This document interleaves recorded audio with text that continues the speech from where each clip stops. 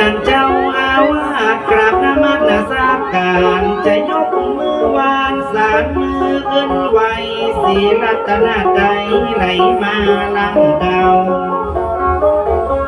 จังจอยจังซอยกมือไหวสาจันพระมหาสุเนปเนื้อเจ้ากับดารโมโดยกันนั้นเล่าว่าเจ้าแต่นั้นพระสุรเดชนอได้พระสุรเดชธรรมสิริโกนักหนาจะย่อมือสาแล้วยังใส่เก่าที่เป็นนุ่มเป็นเงาของเจ้าพี่น้องจะเอาเทียนดอกไม้ขึ้นไว้วอนสาเจ้าวัดเจ้าว่าบุญเรืองเนื้อเจ้าที่เจ้าทานในวันนี้เล่าที่ใดพอเฝ้ายังวัดวาอารามก็ยกมือไว้ค่อยไปมือสาเจนเทวดาลงมาก็เฝ้าที่เป็นนุ่มเป็นเงาในวันนี้แล้วจะไว้เจ้าราชเจ้าจะกราบเจ้าคุณเจ้าจะไว้เจ้าคุณละที่มีตาตัง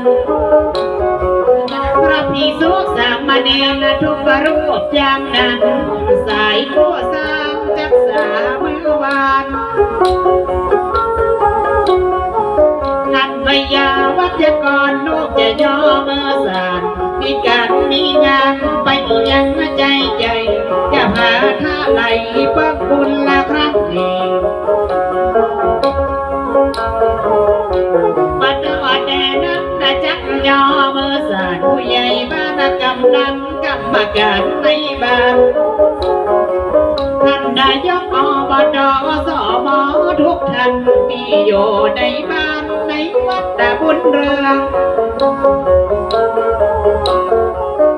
นาสวันละที่หัวใดไปเปลือกคือกับเมืองละเมืองกับบ้านจะย่อมือสานบัวบานดอกไม้สิบหัวน้อมกราบยังโดนเมตตาท่านพระมหาสุเนศท่านเจ้าจะตะธรรมโมในวันละนี้เราเป็นโดดโยกเฝ้าวัดวาอารามพระสุรเดชเตตะพนักหน่อยมแม่แจ่มซอจะขอยกมือไหวเลี้ยงมาใส่บันแก้วล้างดาวองค์คำนอดดาวจอยอดชมโรไว้พ่อครูแม่ครูสอข้าเจ้าพ่อใจลังกาคือเศษน้ำเราขอไว้แม่เจ้าแม่ขันแก้วสงครามพ่อคำหายนกปิงพ่อมาด้วยกันพ่อทองคำละมาละพ่อเจ้าพ่อมาช่วยเรากับซอลูกหน่อย40ผู้90ละผู้หมอ108ผู้ซอพญาแก้วจังจ้อยจังซอได้มาหอดแล้วก็ต่างมาแอววัดบุญเรืองมีงา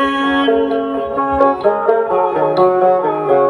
ก็จะยกมือไว้ยังคณะกรรมการจัดการจัดงานบุญไหววันนี้วันดีบารมีช่วยกันไว้พ่อผู้เก้ายังพ่อใจลังกาไว้แม่มารดาคือแม่ขันแก้วพ่อคำพายหัวหน้าตายลาไปแล้วเมื่อต่างมาแอวผู้จอยผู้ซอ40ผู้90ผู้หมอจังจ้อยจังซอได้มาที่ ดีจุงมาจูช่วยกันเจิญพ่อผู้เก้านั่งร้อมมองขันมาผู้ย้ายวางแปดพดและแปดกองผ้าขาวผ้าแดงเชียงดาไว้พร้อมจะตั้งเข้าน้อมการวาไว้ก็จะยกมือไว้ยังปิดลัสนุพ่อผู้แม่ผู้ของตัวม่อนตามีปัญญาไหลมาดังนางอังเจิญพัมพร้อมมาสีส้มดอกเกียงดำผีบ้านผีเฮียนและดอกเนื้อออกใจเจ้าผู้วัดเจ้าผู้ว่าเจ้าซอยดอกไม้เจียงใดเป็นจิระประทานจะไว้เต้าตั้งสี่จะไว้แก้วตั้งสามไว้พระประธานสำเร็จแล้วหาไว้เทวดาพญาอินทร์ท่านไทยจะไว้พรำพร้อมมาเจ้าซอยจำปีไว้แม่ธรณีสาลีแม่เจ้าเทวพุทธเทวดาพญาอินทร์ท่านดาวขอเจ้าเสด็จลงมาตั้งที่วัดบนเรืองเจ้าได้ย่อเบอร์สาบนละศรัทธามองดูเจ้าบ้านคณะกรรมการกู้คนนาลูกหน่อยเจอนะสิ่งศักดิ์สิทธิ์ที่ปกปักและรักษาขอท่านมาเป็นพยานน้อเจ้าวันนั้นมีงานนะเจิญวางนะเต้เราสาธุเจ้ารัตนาอันเจิญพุทธทาสธรรมะบาลาเขินข้าเจ้าขอเจิญเป็นเกินกายคำเปิดตาเปิดดังเมื่อคนละลูกฟังไว้เจ้าตั้งสี่ไว้ขันแก้วตั้งสามมหักษาการสางานนื้อเจ้าสถาวัดบุญเรืองเปิ้นก็ได้เป็นเก้าบ่เต้าแต่นั่นตำบลไหลนานนอนายอำเภอเวียงสามีงานมีการฉลองพุทธิและประดูว่าอันวันนี้สำคัญจุงมาจูช่วยกันเจิญเทวดาลงมารักษา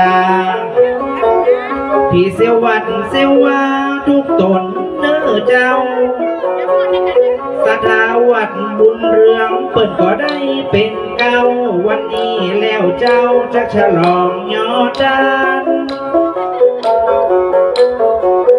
จะฉลองพุทธิละพร้อมซุ้มละประตูบุญกรรมบุญจูก้อยที่ว่าอีวันนี้ในวันนี้แล้วตั้งแต่วันที่เก้านี้ยังนักหนาถึง11 มกราโนตัวตั้งเจ้าสถาตายกไหลมาลำเจ้าต่างก็เป็นเก้ายกยืนยอดานมีการมีงานบุญนั้นนาก็จะยอมือสาแล้วยังขึ้นไว้สีรัตนาใจไหลมาลำดาวจะยาจวบจังใหญ่ข้างดีลีเป็นเมื่อสันวันดีน้องพ่อแม่เจ้ามหาฤกษ์มหายามวันนี้ดังเล่าว่าสัตถาเจ้าจักกินยอดดานถ้าละเจ้าอาลาดคือหัวใจกันยอมสานพร้อมพี่น้องบ้านนี้ความสามัคคีถึงดีเลิศล้ำออมคำดอดดาวสลี บุญจูท่านพระครูวิสิตท่านเจ้านั้นตะวัน